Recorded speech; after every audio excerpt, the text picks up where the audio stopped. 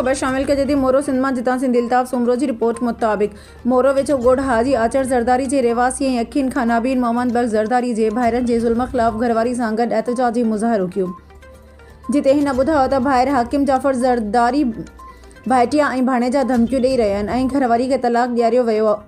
हिन चयो त नाबीन हुजण जो फ़ाइदो वठंदे मूंखां सयूं पिणु करायूं वयूं आहिनि। मूंसां मुंहिंजे भाइरनि पंहिंजी औलाद सां गॾिजी ज़ुल्म कयो आहे। मुंहिंजा बचड़ा दरपदर कया विया आहिनि ऐं मूं पंहिंजी घरवारी खे तलाक नाहे ॾिनी। जॾहिं त मिसमात सुगरा ज़रदारी चयो त मुंहिंजे मुड़ुस ते तशदुद कयो वियो हो त मूंखे तलाक ॾिए न त ॿी सूरत में मारे छॾींदासीं।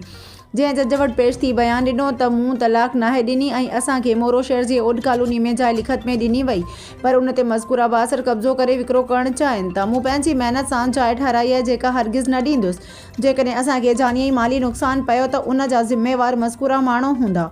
हिननि बिरादरीअ जे चङे मुड़ुसनि सदर Pakistan Asif Ali Zardari Faryad Talpur Ali Hasan Zardari IG Sindh police DIG Shaheed बनज़राबाद SSP Naushahro Firoz समेत वसवारनि खां मुतालबो कयो त मज़कूरा मामले जो नोटिस वठी इंसाफ़ ऐं तहफ़्फ़ुज़ फ़राहम कयो वञे।